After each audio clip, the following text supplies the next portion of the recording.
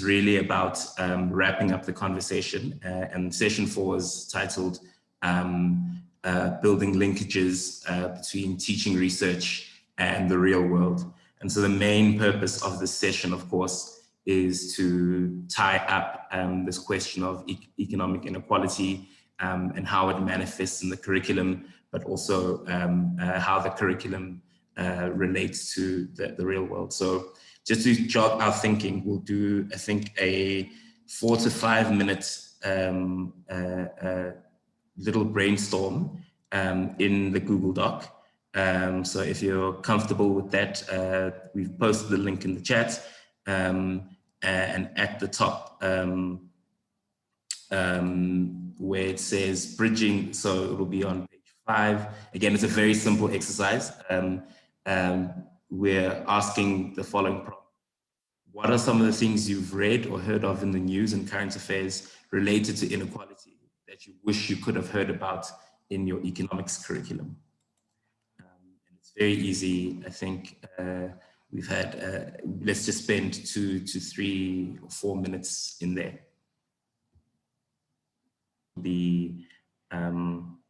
Professor Sanjay Reddy will go first, and then Dr. Muna Shifa will go afterwards, and then Dr. Hibiskasa will follow that.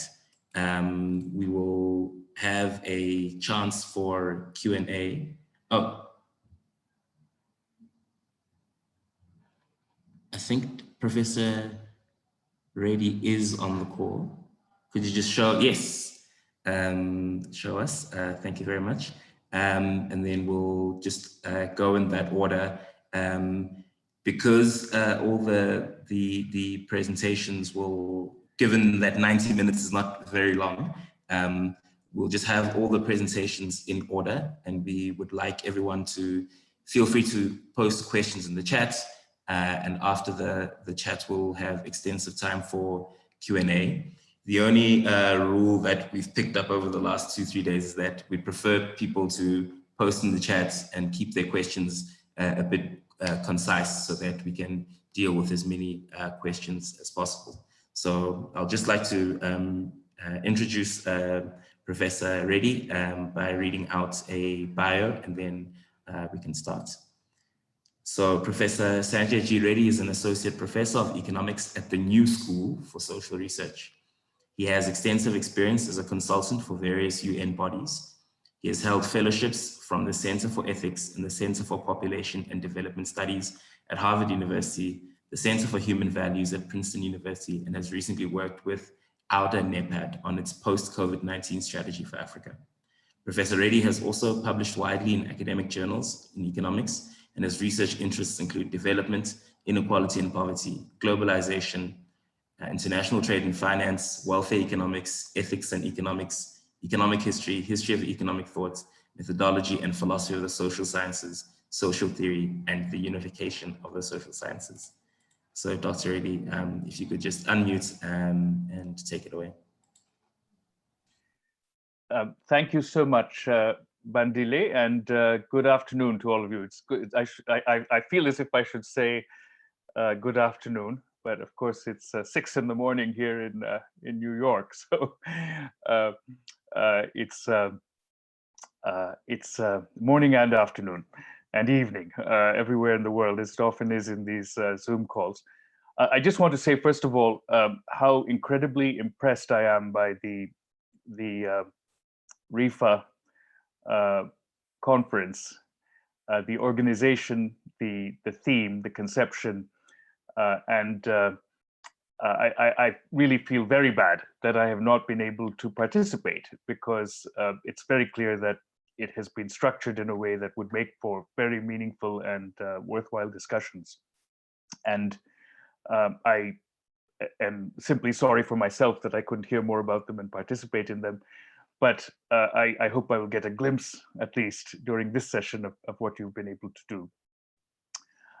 I hope you can all hear me. I seem to have lost the larger view. Perfect. Okay. So I would like to just say a few words by way of preliminaries in terms of how one might think about the question of real-world economics pedagogy, or economics pedagogy for experiencing and intervening in, acting in the real world, based upon my own experience and based upon what I think of as the nature of the economics discipline, or my own understanding of the nature of the economics discipline and economics pedagogy in the world at large. And of course, to the extent I can, I will try to relate it to what may be the particular concerns which are present for students in Africa and in South Africa, some of which have come up in the Google Docs deliberation, which you had in the few minutes that opened this session, which I witnessed with a great deal of interest. And hopefully in the discussion, we can then bring these different currents in much more fully. And I believe my two co-panelists will also speak, may also speak. I can't fully anticipate that, but may also speak to some of those more contextual issues in a deeper way than I would be able to do. But thank you again for inviting me. It's really a pleasure to be here. So in terms of the general context, you may be aware that for years and years now, when students have been surveyed, this goes back to the 1980s, if not the 1970s, when students have been surveyed by economics associations, academic associations of economics in the United States, in the UK, and other metropolitan countries about their experience of economics and whether they felt that it was connected to or disconnected from the so-called real world. One of the recurrent findings, very marked and recurrent findings, has been that they feel that it's very little connected to the real world. And this is true of undergraduates as well as graduate students. The American Economic Association, for example, published a number of surveys on this, and there was even a book which was published, which was authored or co-authored by David Colander, if you are interested, which you could look up about that, based on those surveys. And this took the more specific form, for instance, of students complaining that they learned very little about real-world institutions, such as, for example, central banks, and how it is that they actually operated, trade unions and their role in the economy, or many other things of that nature. So this general plaint that economic theory and academic economics more generally, even when it purported to be about the real world, was rather thin in its depiction of the institutions of the economy, is one which has been very much present for a very long period of time.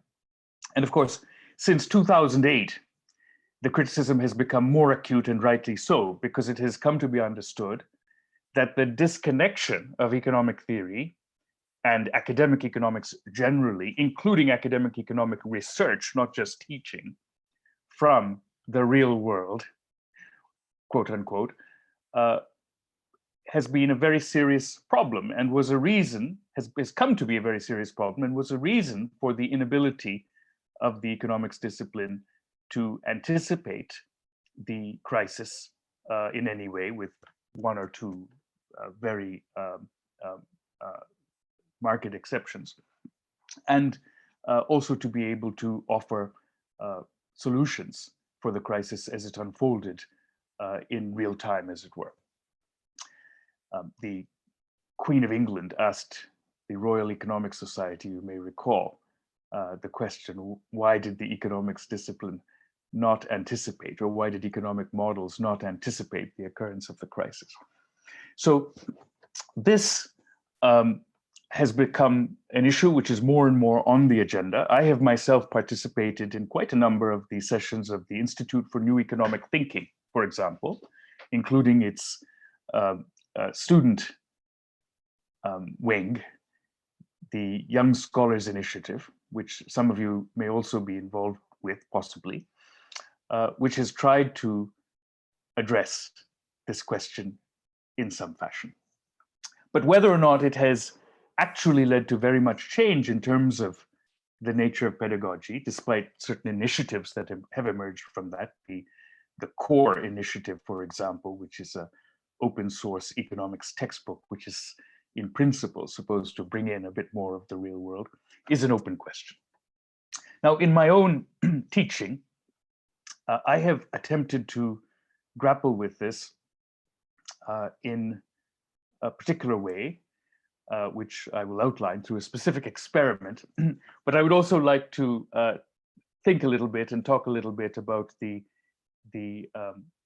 broader difficulties which are faced by the discipline in this regard. Excuse me. As you know, the typical economics curriculum is laid out in a very hierarchical fashion. It begins with the introduction of specific models, which are quite standardized. Perfect competition, for example, is part of microeconomic theory, beginning with the theory of the firm and the theory of consumer, which take a highly stylized fashion. And the undergraduate student, or even the postgraduate student who encounters economics taught in this way, encounters it as a very abstract subject, one which is in fact thoroughly disconnected from the student's own experience very often. And indeed, if that student comes from a context in which perhaps that student has encountered inequality, social, economic, racial, in a very profound way, profoundly disparate delivery of public services, for instance, or perhaps experienced the economy as one consisting of monopolies rather than of this stylized abstraction called perfect competition, or in one or another way seen a reality, experienced a reality which is very, very much at odds with these stylized conceptions, then of course it's very challenging even to enter into this paradigm. But it is necessary, given the way in which economics education is conventionally organized, for the student to pass through this portal, so to speak, in order to be able to encounter economics as a discipline more fully. And of course, the irony is that very often when the student does pass through that portal, does accept the promissory note that one day I will be able to study the subjects which I want to study, the questions which I want to address in a more realistic way, if only I gather the tools which are necessary, the so-called tools, develop the toolbox, as it's sometimes called. The bitter irony is that very often, by the time the student has done that, the student has become, so to speak, indoctrinated, perhaps despite themselves, in the sense that it has become difficult to view the world in any other way. It has become part of the common sense, part of the language which the student has acquired and internalized. And I speak now of those few students who survive this process, because quite a few students are also lost to it. And as a result, they, in some sense, never become accredited as economists, don't gain the ability to speak authoritatively or with the legitimacy that accreditation offers, although they may have very important things to say and certainly may have very important questions to ask. And this seems as if it's all wrong in some sense, that the ability to tolerate a certain type of abstraction and a theoretical paradigm, which is whatever its intellectual merits, which are of course also questionable, at great distance from the reality that is experienced and which students also wish ultimately to analyze, and quite rightly so. The ability to tolerate that becomes the test of whether or not a student will make it whether or not a student will succeed in this discipline. Okay, so how can we turn things around? I know you're already well advanced in that project and thinking about it. Let me just offer a couple of, again, my own experiences and suggestions and some reflections, which perhaps can subtend the rest of our discussion or some of our discussion. I began an experiment a few years ago of inverting the standard approach in the following sense. Usually, as I've mentioned, one starts with the abstractions in a textbook modality and eventually, if at all, moves to considering specific cases. Those appear by way of illustrations, for example, in the textbook, if they appear at all, of specific ideas. So for instance, one might read about minimum wages and why it is that they supposedly are bad for employment in the standard textbook. And one might see a case study of that alongside, or perhaps in the contemporary textbook, which is souped up in some sense, updated to reflect more recent developments, one might also see some recognition that there are contrary theoretical arguments, for example, based upon monopolistic competition as opposed to perfect competition, which might suggest that under certain circumstances, minimum wages might not have that effect, might even have a contrary effect, and then you might see a box illustrating that particular idea. So instead of that way, prioritizing the theory, my thought was, let's go the other way, let's prioritize the empirics.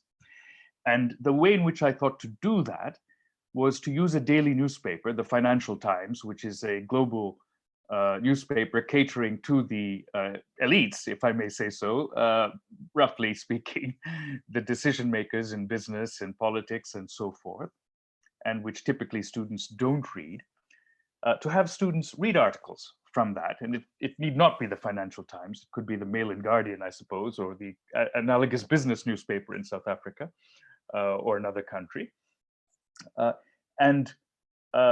One could then, having read those articles, ask, what sense can we make of this? And do we have within our existing intellectual resources, so to speak, the ability to make sense of this or not? And if we don't, then what else do we need to make sense of it, right?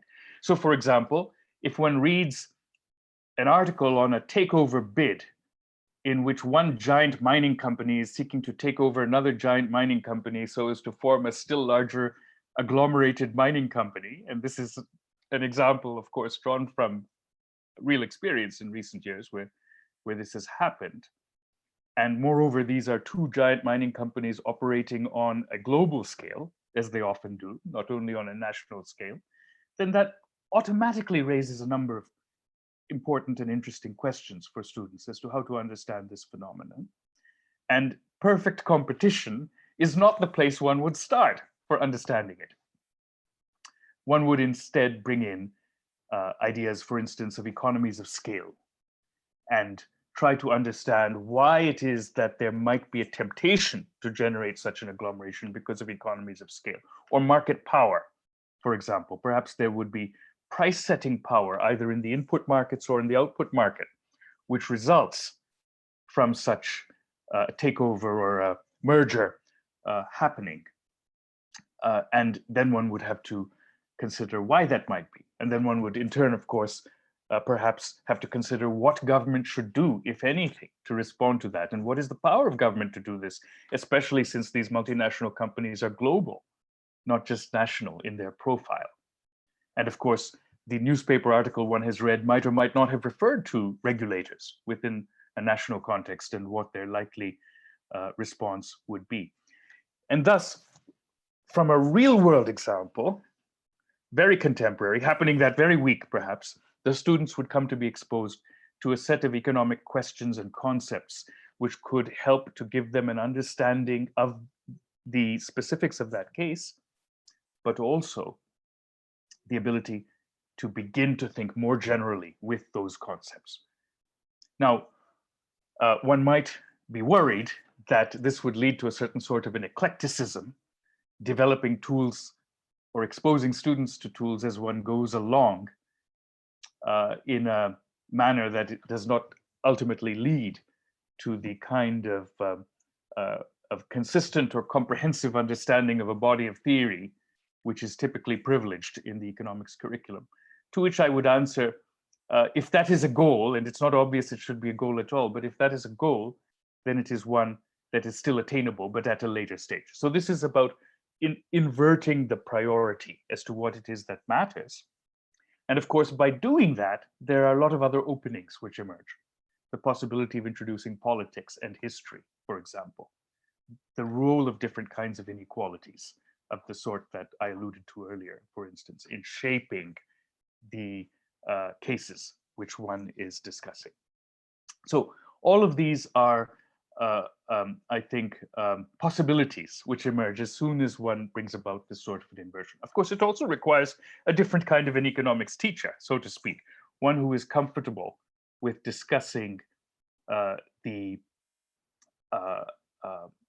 realities of the world, and in a flexible and free-ranging, wide-ranging kind of a way, freely ranging or wide-ranging kind of a way.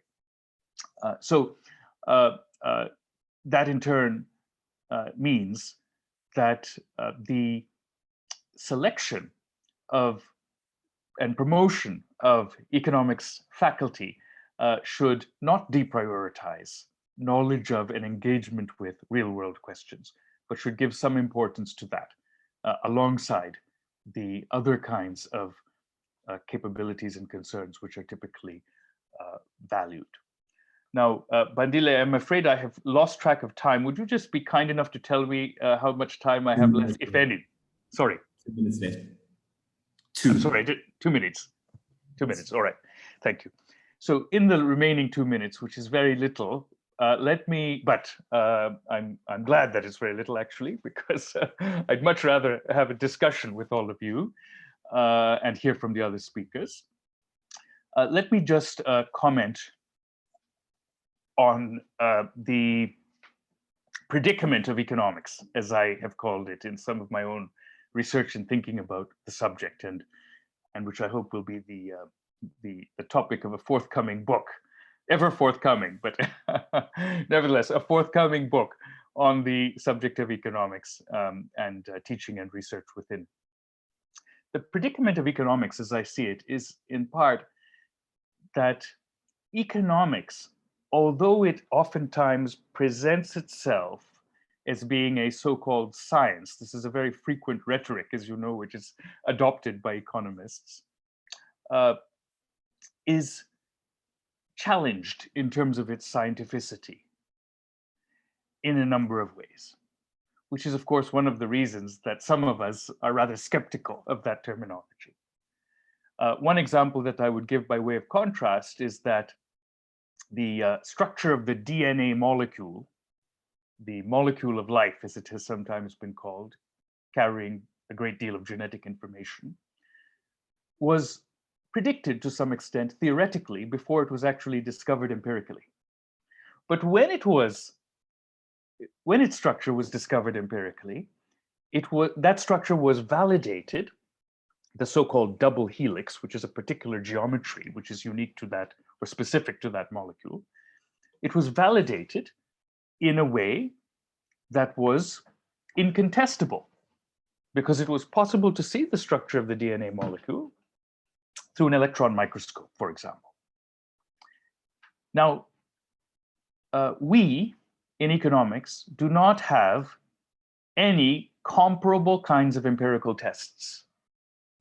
We have supple theoretical frameworks which are adjustable in different ways, which can be used elastically in order to comprehend the reality, and which very often form very distinct systems of thought corresponding to what Joseph Schumpeter called visions, different visions of reality. And in turn, we have empirical methods which are not fully capable of adjudicating between these different visions and the models to which they give rise, in part because the world itself is ever changing, but ultimately, I would say, because of the role of human agency, which makes society not susceptible to a mechanistic model. Now, stepping down from these abstractions, the point is simply this, that disagreement in economics is not only a fact, but it's an ongoing or an enduring fact about economics. There are very few economic debates, if any, which have ever been settled through empirical testing, through econometric testing. I can't think of one which has been decisively settled, in which everybody has agreed that the impact of X on Y is either positive or negative, let alone that it has a specific magnitude. And of course, that is a reason to be skeptical of econometrics, but it's also a reason for us to reflect more deeply on our predicament in this subject. And if we have enduring, and I'll just finish with this, enduring disagreements, then we have to ask the question, why do we have those disagreements and how can we live with those disagreements? It doesn't mean that facts are irrelevant. We have to always be disciplined by facts, but we also have to understand that our disagreements come from somewhere and we must find a way to live with them, just as we do in families and in societies. And that requires a different kind of teaching, as well as a different understanding of ourselves as researchers and as professionals, so to speak. I'm sorry, and as citizens, I would add. I'm sorry, Bandile, for going on just a little longer than I should have. Please accept my apologies for that. I think that's perfectly fine. I will get to the two questions that have arisen in the chat, and I'll just pose them now, and I'll just ask them and ask if you can reply in about a minute. I think afterwards, afterwards, if we've got time towards the end, we can have a general Q&A for any further questions. So the first question is from Amara, who asks, what was the feedback from the students who did the learning from the Financial Times stories? And then there's a bit of a longish question from Sean, who says, thank you very much for your talk. You've spoken about learning economic theory by going from cases to abstractions. In doing so, there are many complicated factors though, such as history and politics, and maybe that means our models will become extremely complex. So if you're explaining a particular event, your model is just going to have to be too complex. Surely there's an epistemic or computational limit regarding how many variables we can consider. What would you say more? So just those two questions. And if you could answer them in about 2 minutes so that we can go to the next speaker. Thank you, Bandile, for relaying those very concisely. So first, to Amara's question about feedback, I would say that students are enormously excited by this approach to learning the subject, because it gives them an exposure which they don't receive in their other courses, typically, to economics as a subject which is on the front lines, so to speak, which will help them to understand the reality that is being experienced in the society at large, and which will give them, moreover, a kind of empowerment to participate themselves in those frontline debates in a way that many people do not have, all the while learning the subject.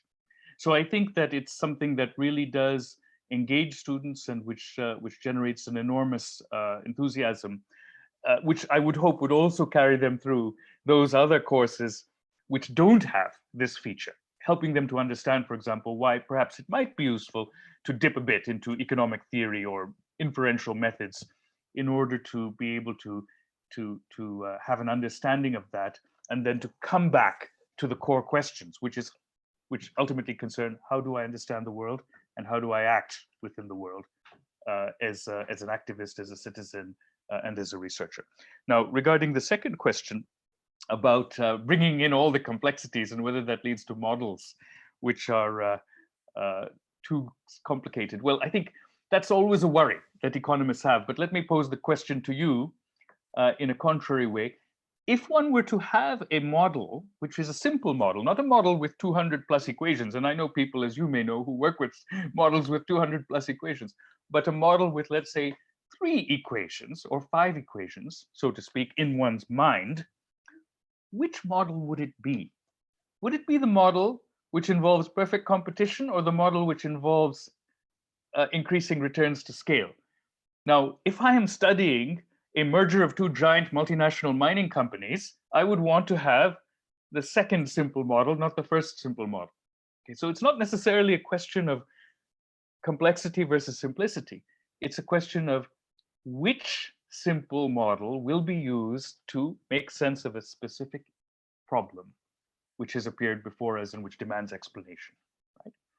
And will we, as students and researchers, gain the ability to move between alternative, economical or simple conceptions that correspond to our visions of reality, our understanding of empirics, and which give us some traction, so to speak, some ability to make sense of that particular problem and the variety of problems that we face. That's fantastic. Thank you very much. I think that's some great food for thought on especially that last point on which are the models out of all the different models we can construct, and do students have a sense of not just learning the models passively, but being able to pick and choose and have the way of discerning which are appropriate models for appropriate differing contexts.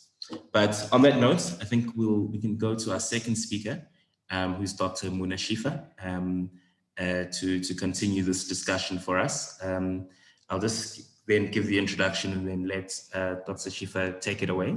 So Dr. Muna Shifa is a senior research officer in SALDRU. She holds MCom and PhD degrees in economics from the University of Cape Town and a BSc degree in statistics from Addis Ababa University. Her research focuses on land tenure systems and rural livelihoods, urbanization and development, social cohesion and inequality, and the analysis of poverty and inequality. She teaches postgraduate level courses on complex surveys and measuring poverty and inequality in the School of Economics at the University of Cape Town.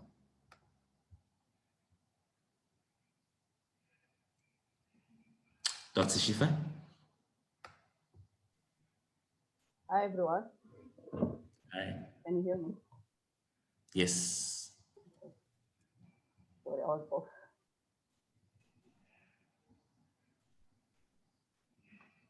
Yes, you can go ahead. Thank you first for inviting me for this interesting event. And this is my first time to participate, and hopefully I will learn also a lot. I'm not here only to talk and reflect my view. Obviously, I'll be learning a lot because this is my first appearance in this kind of so let me first be clear about what I'm going to talk about. We know that there are different sessions in this festival. So we're just struggling with your sound. Hello?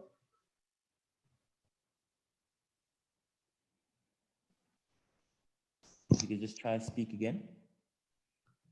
Let me try my speaker, okay. Can you hear me now?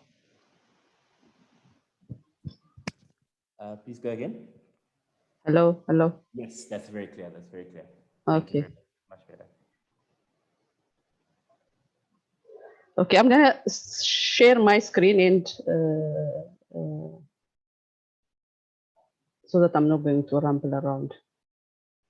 Okay, the focus of my talk will be on relation to inequality. I know that in most of the sessions there was a discussion about how inequality, how teaching economics really doesn't show or doesn't allow students to understand the real world. So our session is more on inequality, and Prof present an excellent overview of the problem with teaching inequality and thinking with the real world. So from my experience of teaching inequality and from the discussions we have so far, I'm gonna say some points that I believe or I think should be included in the teaching of economics inequality if we really want students to understand what the real world problems we are facing in today's world. So the first issue is we have to emphasize that inequality is a multidimensional phenomenon. In the current teaching tradition, what we teach is most of the teaching focuses on economic inequality. And within economic inequality, we focus on the income or income or consumption inequality. Other dimensions of inequalities are not really given as much as emphasis they supposed to give. So we have to incorporate other dimensions of inequalities. Say, for example, if we have to understand the issue of economic inequality without understanding inequality in power, inequalities in influence, inequality in politics, it's really difficult to understand why we have inequalities at the first place in income inequality, and why we also are not able to reduce inequalities, existing inequalities. So it's really important to emphasize on the multidimensional inequality.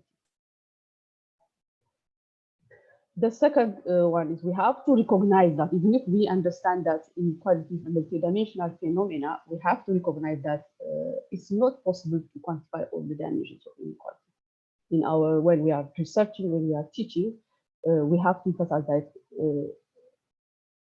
inequality also is multidimensional phenomenon. We can't measure all of the dimensions. It's not easy to measure all of the dimensions.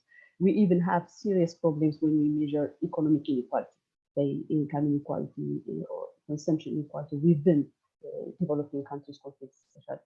So we have to recognize these limitations. But this doesn't mean that if we don't measure, or if you can't measure it, we should not talk about it. We should ignore it. Say, for example, we don't talk much about land inequalities in African context. Say there is a high level of land inequality in some of the countries, which are characterized by high level of inequality, but we don't measure it. We don't talk about it. So we have to include a method of analyzing inequality without quantifying it necessarily. So it's important to include quantitative and qualitative methods in our teaching of inequality.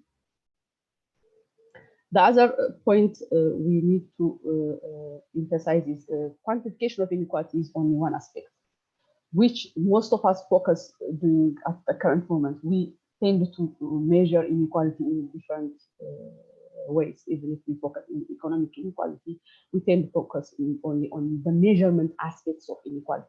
So with different measures, different data sets. So the focus is mainly on the measurement aspect, not in terms of explaining what causes inequality, why inequality persists in our country or in our continent or in the world. There is less focus. Even if there is a focus in terms of explaining inequality, what we focus is in micro level factors. Most of them are micro level factors. So there's a lack of systemic analysis in terms of explaining in the drivers and the drivers of inequality in most contexts. The other point we need to include is we have to include African context. Especially in African universities, we really need to include African context. If students don't understand the African challenge, what African countries are facing in terms of reducing poverty, inequality, it's really difficult for them to think whether what they're learning is really reflects the reality in the ground. First, they have to know what is the reality in the ground, what are the challenges African countries are facing in terms of inequality, in terms of poverty, or general economic development issues. So we have to emphasize this. Africa is not only a continent with high level of inequality, we have also high level of poverty, and we don't. The expectation is that the level of poverty will not be decreased, given especially the current COVID situation. And we have to also emphasize what are the limitations of states to drive inclusive growth.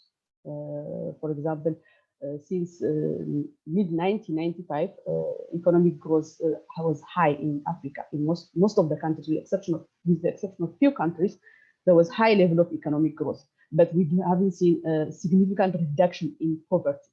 In fact, the number of people who are poor has increased significantly only in sub-Saharan Africa. So why is it that? What is the challenge that African countries are facing in terms of reducing poverty and reducing inequality compared to other regions of the country? This also requires, obviously, to understand the global power relation in terms of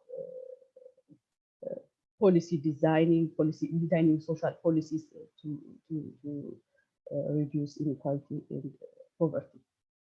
So these are the key points I think we should include in the teaching of economics of inequality if we want our undergraduate students understand what's happening in the real world. The next point is it's obvious we know some of the challenges. What are the challenges we face in terms of if we want to incorporate these different aspects of inequality teaching in our teaching?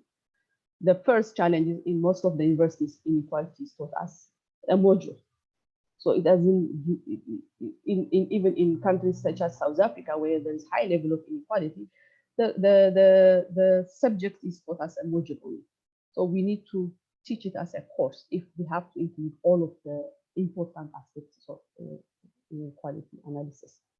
The other challenge we face is obviously if you ask departments to change a lot of things in terms of improving the way we teach economics. One of the response you get is there is high staff overburden already. So they are teaching a lot of things, and there is heterogeneous classrooms. So different students want different kind of teaching method. Some of them might want to learn. Obviously, we have to acknowledge that some of them would want to learn also the complex models. Some students want to learn also the contextual issues.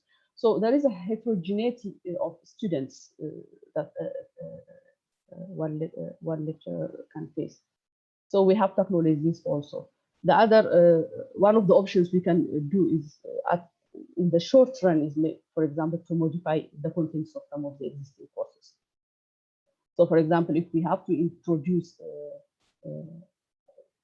African context in our teaching, there are already courses in some of the universities that we teach African problems.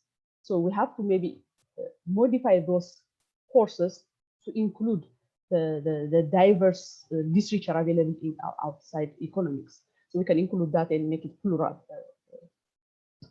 than introduce a new course. That's one way of improving it. The other one is maybe if there is a shortage of staff in terms of teaching, for example, say inequality as a course, the department can coordinate or collaborate with different research units in the departments. So collaboration means they don't need to hire a new staff to teach a given course. So they can collaborate with the research units. And we have been doing that, for example, at UCT. UCT Economics Department collaborates with SALDRU research unit, which is specialized in analyzing inequality and labor market issues. So we asked to teach some of the courses in the department related to inequality and research related capabilities. So it's possible to do that in the short run until we get a permanent solution in terms of hiring a new staff, permanent staff to teach the different topics we are proposing them to teach in order to make the education pluralist.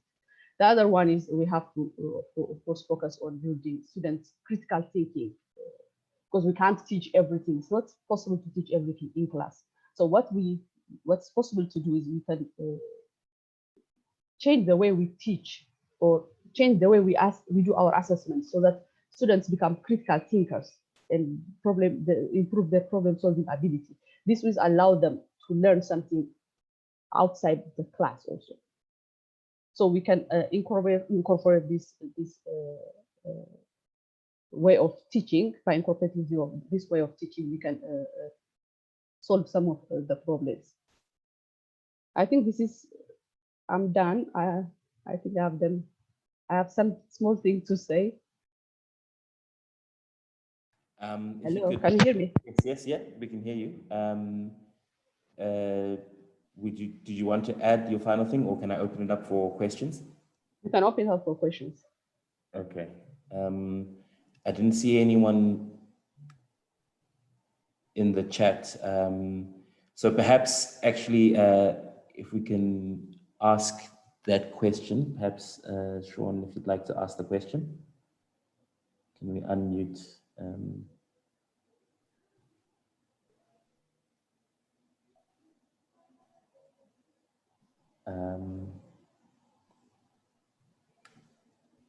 Can you hear me? Yes.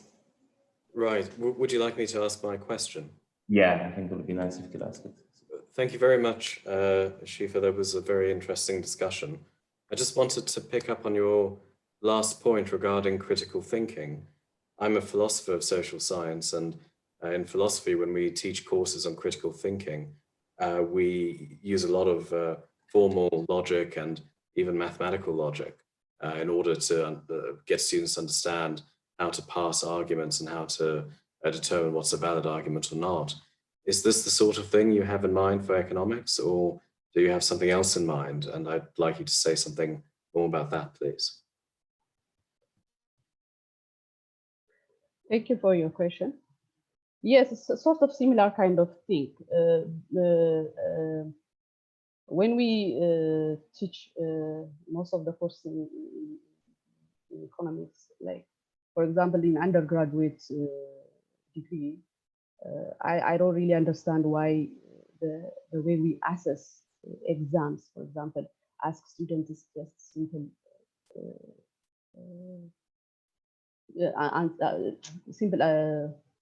choice questions, like answering multiple choice questions. Instead of that kind of assessment, we can allow them to do practical, for example, practical research answers, practical research questions. And this can be done also using group assignments. For example, you can give them assignments, group assignments that will allow them to really critically think about the real world problem and solve those kind of problems.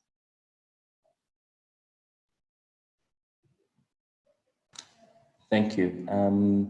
I think I can sneak in one more question before we move on to Dr. Kassa. I'd like to know how you, just very briefly, how you as a staff member in the process when courses are being decided, what are some of the ways in which you convince other academics and other staff members to take a different approach, or to use these various approaches to teaching, as you've mentioned?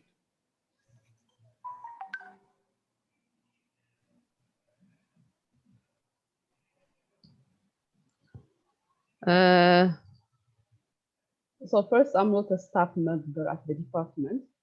So I teach inequality in other courses on survey data for the department, but I'm a member of the staff of the SALDRU research unit.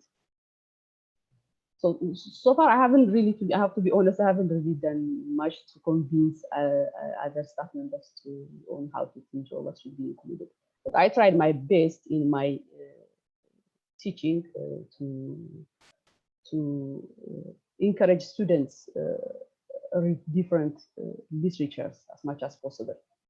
That's one way of doing it, because the time I have to teach is very limited. Like in 2 hours time, you have to teach inequality, how to measure inequality, which is also very demanding.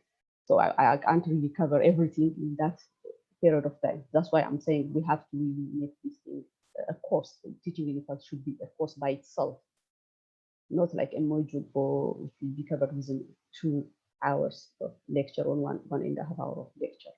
So I haven't done much really. I should admit that, but hopefully I will do much in the future. Cool. Thank you very much. I'd just like to remind everyone that we will, I think, see if we can take any other general questions after the final speaker. And so if you're still thinking of questions now, I will call upon people to just also ask those questions afterwards. So I'll just like to introduce our final speaker as we come towards the end, who is Dr. Hibist Kassa. They are a senior researcher at the Institute for African Alternatives. She's a research associate with the Center for African Studies and chair in Land and Democracy in South Africa at the University of Cape Town. She was a postdoctoral research fellow with the Southern Center for Inequality Studies. In 2019, she was awarded a doctorate in sociology from the University of Johannesburg. Her doctoral dissertation was a comparative study of petty commodity production of mining in Ghana and South Africa. It is being turned into a monograph for Brill in its new Scholarship in Political Economy series. Her work covers the themes of land, the state, social reproduction, citizenship, evolution of local capital, and political economy of natural resources.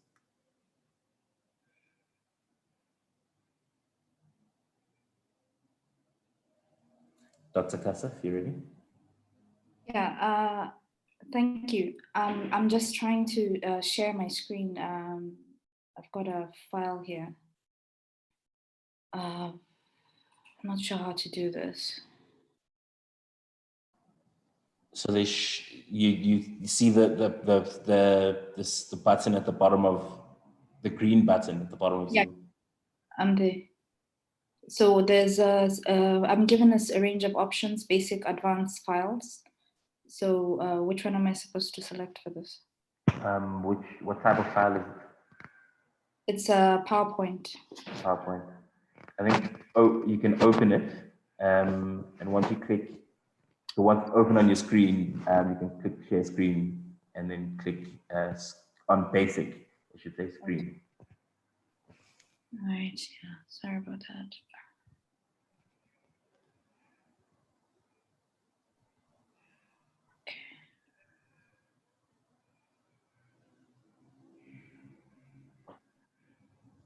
Okay.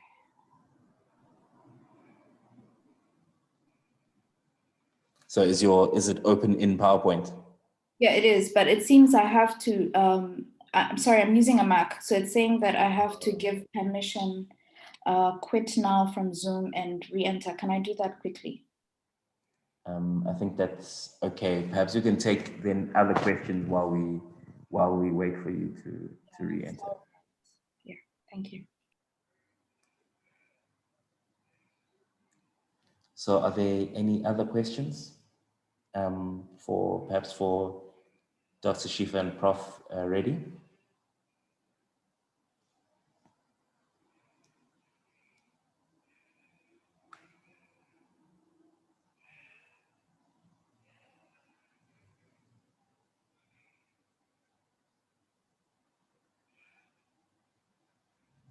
Yeah, you can raise your hand and then we can unmute you so you can ask the question directly perhaps. A couple of other people have questions and I've already asked mine, so let's go to the others.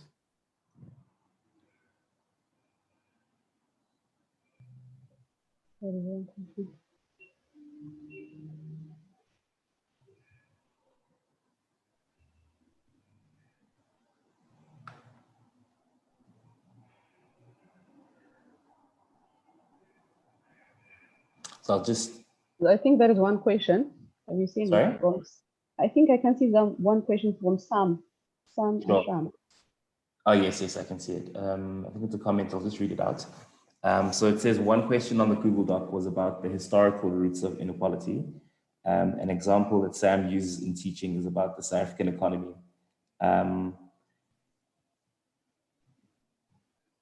The South African economy. and the South African insurance industry. The South African insurance industry is large and successful. Think Sanlam, Liberty Life, Old Mutual. It grew out of the efforts of the Afrikaner economic movement to encourage white farmers to save in order to break out of agriculture and into mining and manufacturing. The history of the South African insurance industry frequently leaves out the fact that farmers were allocated 5 African families to work their land.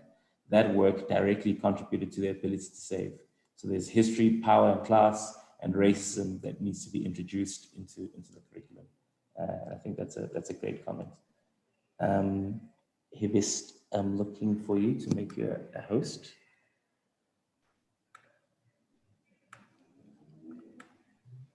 All right, I think I've made you a host, and then we can continue. There you go. Great, you can see. Yeah, thank you so much. This is, sorry for all of this disruption and delay on my part. I just want to thank you very much for inviting me into this process. And I'm also very glad to have followed from both speakers on account that, especially after listening to Muna, there are many aspects of the way I've approached this that I'm hoping will also complement what has already been said, but also to add that I'm not an economist, as you heard from what Bandile shared, but interestingly, I'm also a member of the Ethiopian Economics Association, because they have an approach to economics that says that you can come from diverse disciplines and still be part of the conversation. So this kind of space and platform is very exciting for me, and to see the ways we can build on it. So the 3 key elements that I want to draw out in my work, even though I'm not an economist and haven't taught economics, but I think is relevant in the current moment though, is framing our thinking around the nature of the current crisis, and drawing out an element of interlinkage analysis or thinking or approach. And also another element being how to focus our thinking on how economies actually function, and in terms of economic processes, and reflection on methodology. In this sense, approaches that have been used. You know, I also have a policy work background, so come across, my apologies, I've come across an approach to analyzing inequality that I think may be relevant. So I'm drawing on that also, so outside of the university space. So first thing I'd like to draw attention to is the recent UNCTAD Trade and Development Report. And it talks about the fact that we're living in a moment where we're risking the possibility of another lost decade.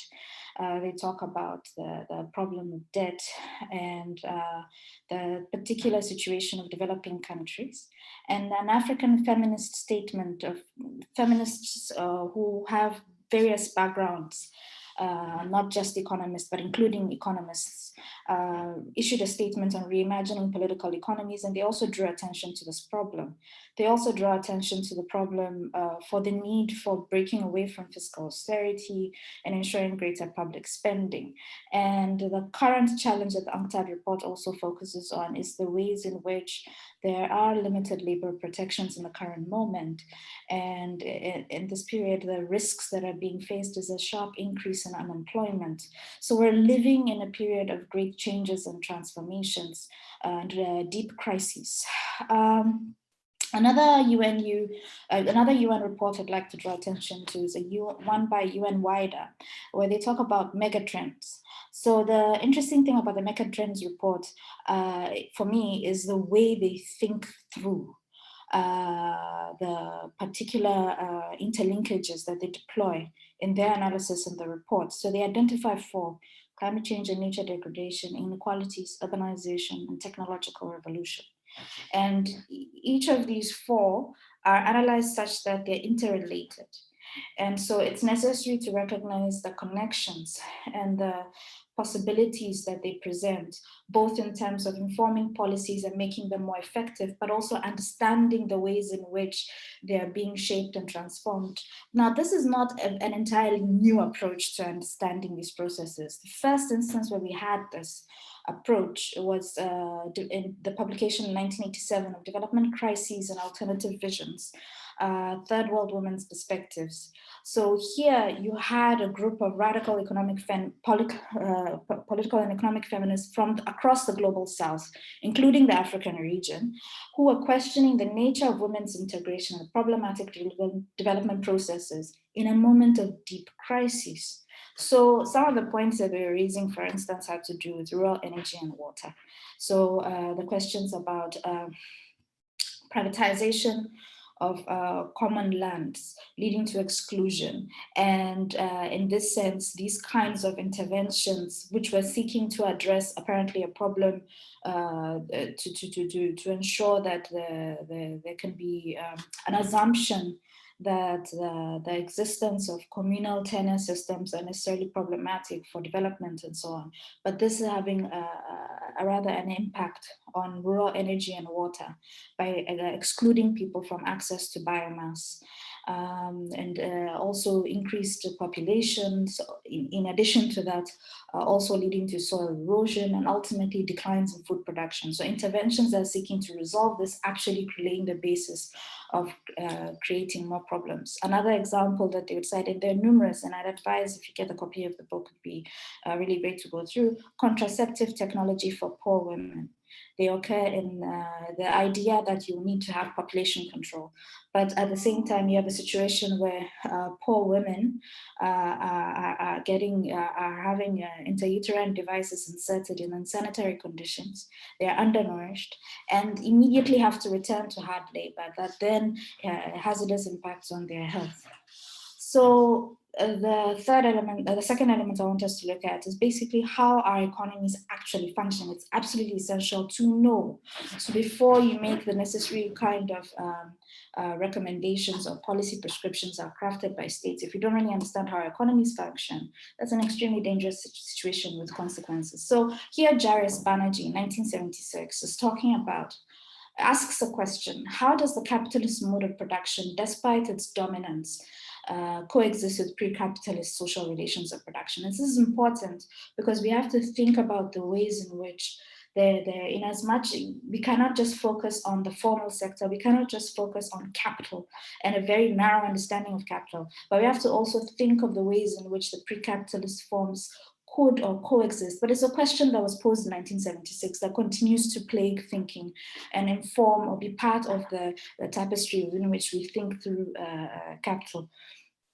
Kalyan Sanyal, an economist writing from India and thinking about the global capitalist economy, also dealing with these similar questions, would then make the argument in his book, Rethinking Primitive Accumulation, that there are counter-hegemonic possibilities that arise out of a condition of economic heterogeneity.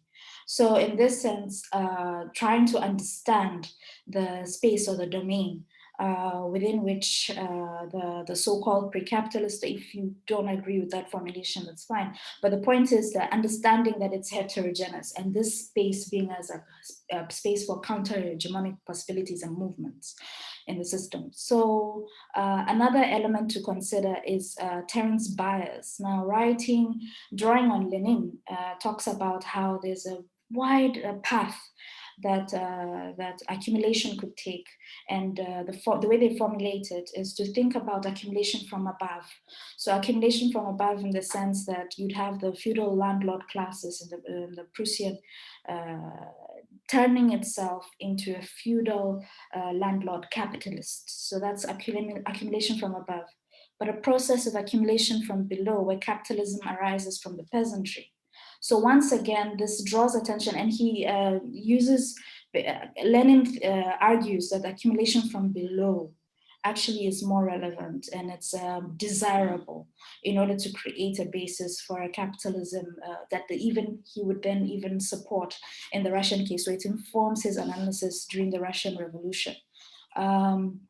Why do we go through this? Why include this in a discussion on inequalities? Well, I think that it will help us think through the context so that we can think through policies and programs and even projects. So be they mega infrastructure projects and so on. So in this sense, we can also use the work specifically in the African context to think about Samir Amin our continent is vast, and to be able to also break it down and understand the broad patterns that are also emerging as a result of our history, of varied history and experiences of colonialism. So he breaks it down into three. So the West African region is a colonial trading system. He talks about the Congo Basin being concession-owning companies. We're talking about extractives, mining companies. Then there's a system of reserves in the Eastern and Southern Africa. So we're talking about mining and plantation agriculture. And he makes the point that the peasants, so earlier what I was referring to as the pre-capitalist forms, are actually going through a process of becoming semi-proletarian. So that's Samir Amin. Achimafeje, he also, in his wide-ranging work, and Achimafeje used his methodology was largely ethnography, and he was always engaging in debates with anthropologists and Marxists on economic processes. So he was very much concerned with unraveling the Eurocentric bias of economic processes and emphasizing the persistence of petty commodity producers, smallholder producers, and thinking about the conditions to transform them. So this is people who are really dealing with economic processes and thinking about real world expressions of it. Polly Hill, 1986, talking about development economics on trial.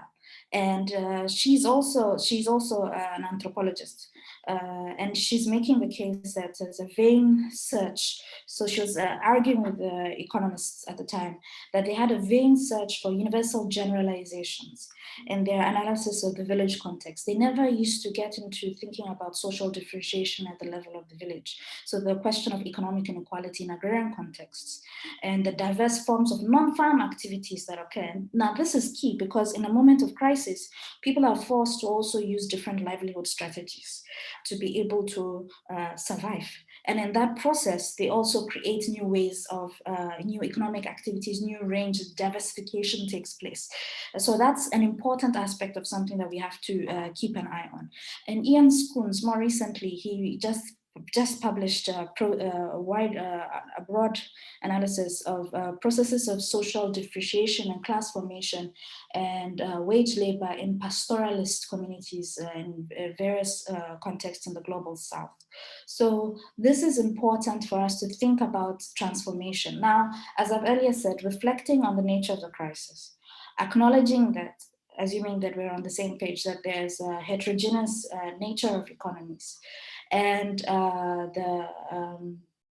the context that they are operating with, in spite of the dominance of corporate-dominated globalization. What kind of approaches can we then use to analyze inequality?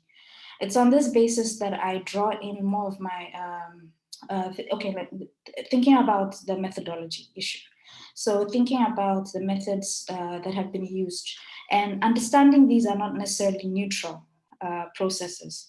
As Muna was also saying, that these are not processes, that they are not neutral processes. So thinking about how these are politicized also. What and how is measured also shapes policy and defines what we understand to be inequality. Also, the institutions that generate these measurements, so the networks, the tools, the actors, ideologies, cultures, all of this come to shape it. And so here you can think about the Human Development Reports, which importantly now focuses on well-being, better health and education. That's useful. But ultimately, it's a product of the developed world dictating not just policy, but also the tools we use to measure inequality. So it's on this basis that I'd like to share with you some analysis on an approach that Oxfam actually developed, but the West Africa division of Oxfam. So let me just also clarify, I'm not paid by Oxfam. I don't have any particular relationship with them, apart from the fact that I happen to know the people in the West Africa team. And I think they've generated something interesting. And because also I know their own histories prior to being in Oxfam. So I pay attention to the kind of work that they produce. And they initially developed this from 2015 to 2016. And they issued a report last year. So which I would encourage, possibly if it's possible, to use this also in teaching. It would be interesting, I think, anyway. So as Muna was also saying, the African region basically has this thing about inequality, and in terms of extreme growth on one hand, and also extreme inequality on the other. So the kind of analysis that they were able to generate using the commitment to reducing inequality approach was to show, for instance, that on one level you have in the West African region 6 countries that had the highest growth figures in the region, and 3 of them were on the top 10 in the world. But at the same time, you have one of the richest men in Ghana earning what a woman would earn in 1,000 years.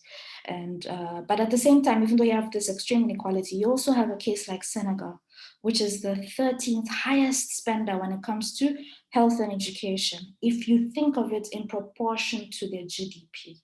So it's not as if the commitment to reducing inequality approach breaks away from not using the GDP or Gini coefficient. But what is interesting is how they make use of it and how they contextualize it. So they talk about the multidimensional index that they have composed, and they have 3 pillars. So the 3 pillars that they use is 1, public spending, the progressivity of tax, and the labor market policy. So those are the 3 pillars. And within those 3 pillars, they have 9 different indicators. And there are the assumptions that guide the CRI, the commitment to reducing inequality, is 1, it's in terms of they assess the spending, public spending, the progressivity of tax, and the labor market policies as being of equal importance. So that's one assumption.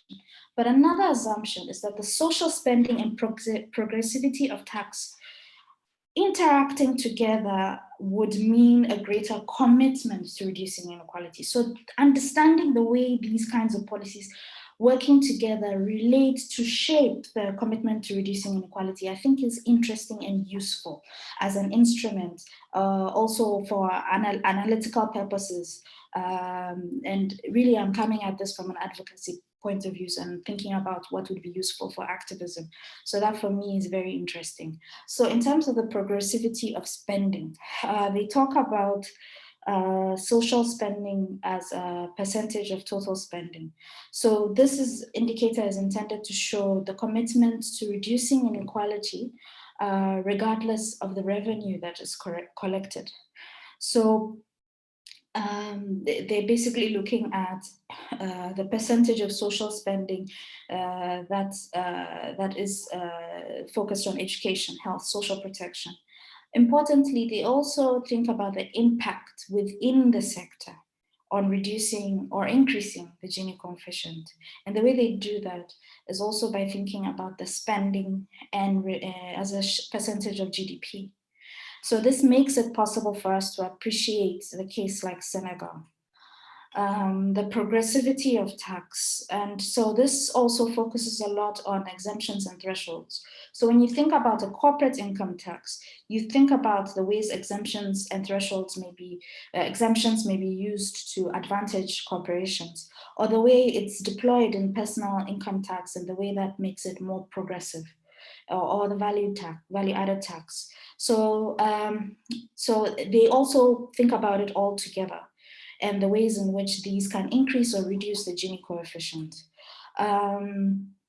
And in terms of tax collection, for me, as someone who also has a political science background and with a real interest in terms of the state and its capacity, they also measure tax effort compared with the potential. And that for me is very important to think about and to have that kind of analysis. Most importantly and politically, in terms of the relationship between the global, Yes, I was just asking if we could wrap up. We're just running short on time, yeah. Yes, so yes, so in terms of the harmful tax practices, that's also something that they look at, which is of relevance for us. They also look at labor practices and so on. So one can do an assessment of this. They have their own internal assessment of this. In terms of one conclusion that they draw on is an increase in health spending is more powerful in reducing the Gini than an increase in education or social protection spending.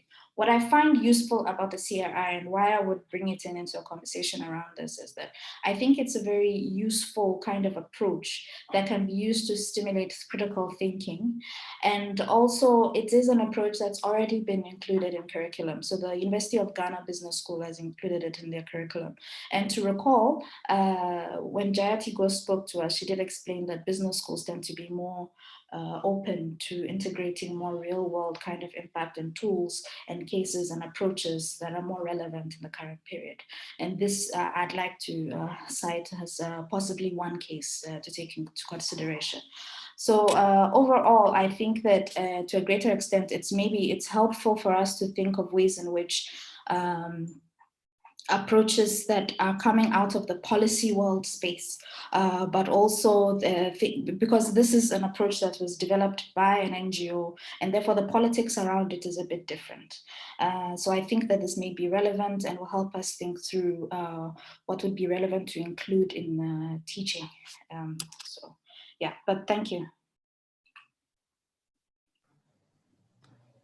Thank you very much. That was a very meaty presentation, and I think it really helps us to think broadly as to what are some of the issues that